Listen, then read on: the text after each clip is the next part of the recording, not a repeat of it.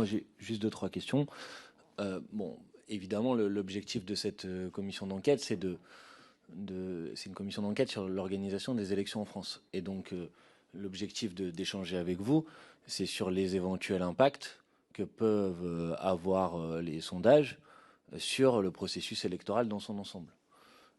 Ces éventuels impacts, ils peuvent être à différents niveaux du processus électoral. Ils peuvent être au moment de la constitution de la liste des candidates et des candidats qui vont se présenter.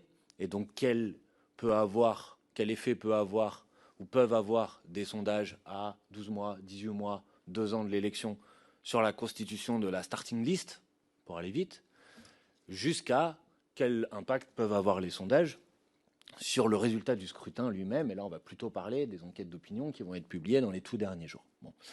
Sur le premier point, à distance, pardonnez-moi, mais je n'ai pas été convaincu par la réponse qui a été faite tout à l'heure, sur la question de la participation.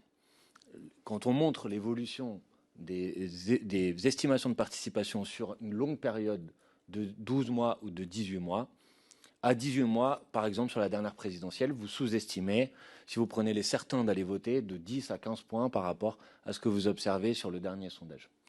Or, vous le dites vous-même tout à l'heure, ces certains d'aller voter, ils sont pris en compte dans les modalités de calcul des intentions de vote. C'est-à-dire que dans votre échantillon, vous allez demander quel est le pourcentage, la probabilité d'aller voter, et ensuite vous allez pondérer les résultats. C'est-à-dire que ceux qui sont à 10 sur 10, vous allez leur donner beaucoup de poids, et ceux qui sont seulement à 5, 4 ou à 6 sur 10, vous allez leur donner moins de poids.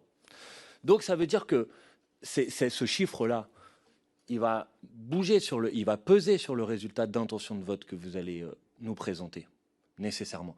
Et vous me dites, c'est pas notre métier de faire de l'estimation de participation. Je l'entends bien, mais pardonnez-moi, c'est ce que vous faites, puisque vous décidez d'un algorithme qui pondère les intentions ou les certitudes de vote, et donc d'un certain point de vue, vous faites une évaluation ou une estimation de participation. Et donc si ensuite vous voulez que la manière avec laquelle les choses vont être commentées prenne des soins, etc., alors pourquoi vous ne, par exemple, proposez pas différentes estimations de participation et des résultats différents qui vont correspondre à ces différentes estimations de participation? Ça, c'est ma première question.